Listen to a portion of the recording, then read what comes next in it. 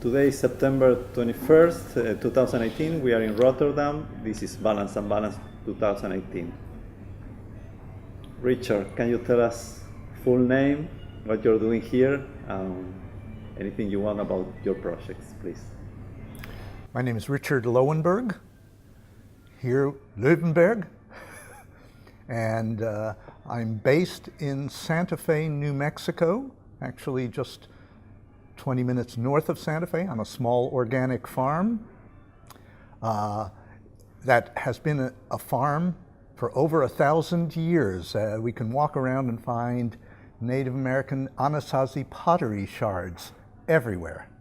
A wonderful cultural context to just exist in every day. Beautiful place, very fortunate.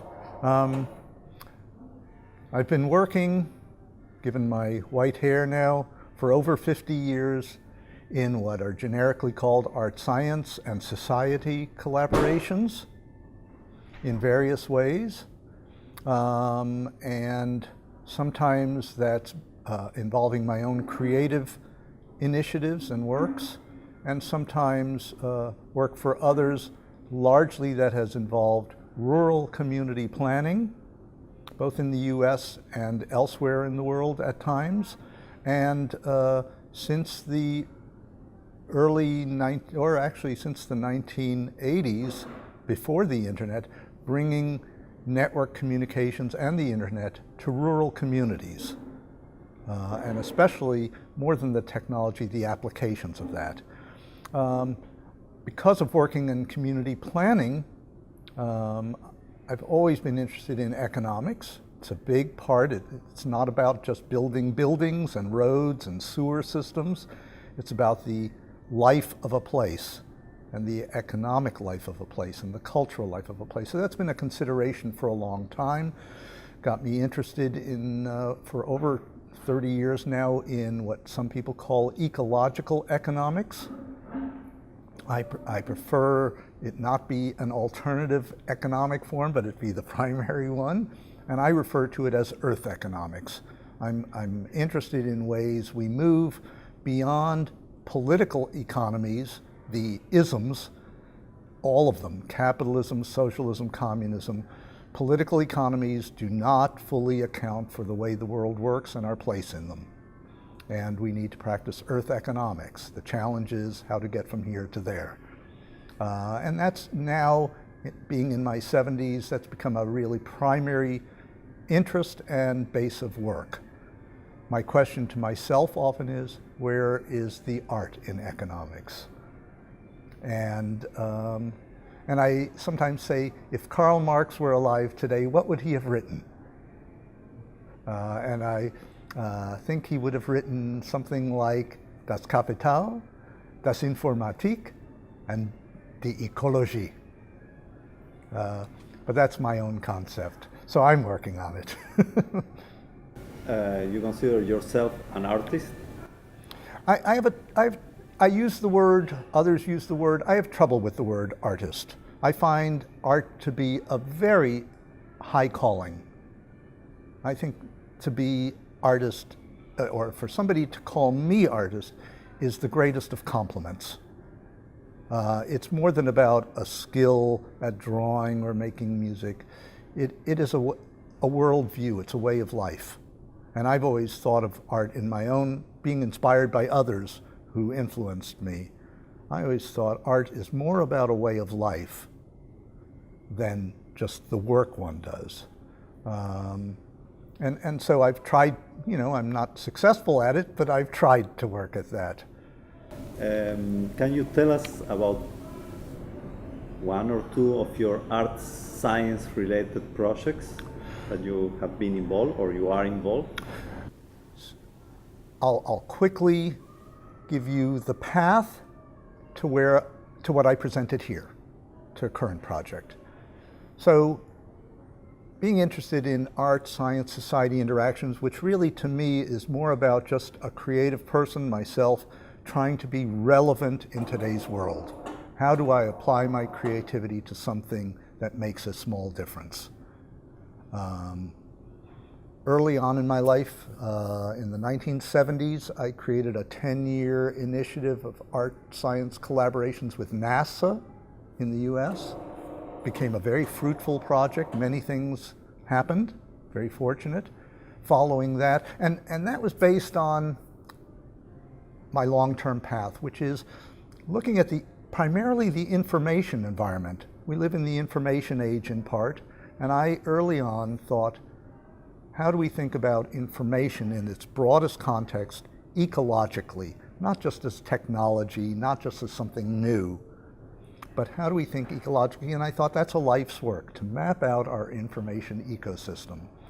And that's been the basis of of almost all my work. Worked with NASA in the 1980s and 90s. I collaborated with the defense and intelligence communities in this country and in Europe to some extent on their aspect of the information ecosystem. Had some interesting results out of that at a time where security was not what it is today. And now focusing on economics and earth economics, I've been thinking about how do I'm deeply steeped in the rigors of economic thinking, of related areas of social and cultural thinking and political thinking, but I keep thinking, I'm a creative person, what can I do that's not didactic, but that makes a small difference and inspires people, and that can communicate clearly, and that follows a quote by Gregory Bateson, a title of his early 1970s book, Steps Towards an Ecology of Mind. I think that's our social agenda. I don't think, for the most part, most people in our world today are prepared, even in the most developed countries, ourselves and our educational systems, we are not prepared to address the grand challenge issues that we face because we don't have eco-mindedness for the most part. We're not really prepared to know how to address the dauntingly complex issues that make most average people shut down and move away from having to think about these things, or to take very small scale efforts, like somebody said to me last night, oh, I'm doing my part for the ecology, I'm not using plastic straws anymore.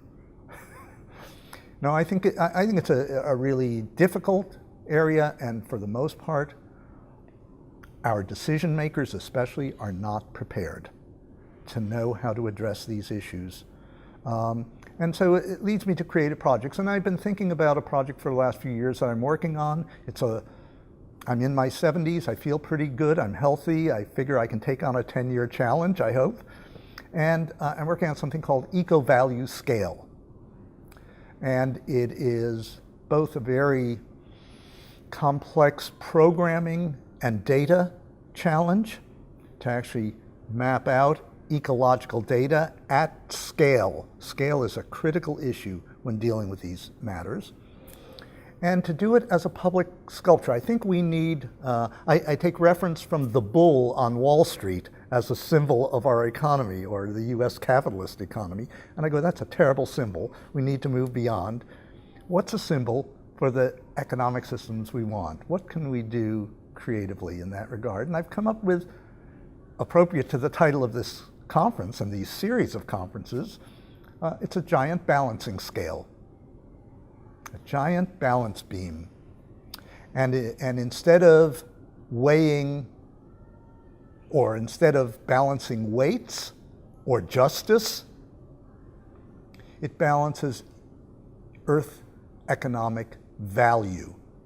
Now, value is relative, so it's a game. It's a giant sculpture placed maybe in a major financial center, but can be played by anybody in the world over the internet, over a web interface that allows people to weigh different things. And instead of dishes holding the things being weighed, there are flat panel displays displaying what's being weighed, and anybody can choose anything that they want to weigh.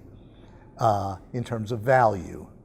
And they can play this game trying to learn to balance the Earth's economy. And unique to that, and inspired by my thinking about the value of information, many years ago, the beginning of the internet era, I was invited to the US Department of Commerce in Washington, D.C., where they were addressing the issue of the time, which is, what is the new digital economy?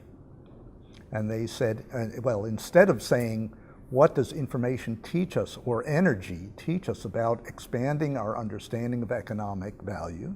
They said, no, how do we fit information into our existing economic system? Oh, information has to be property. And I thought,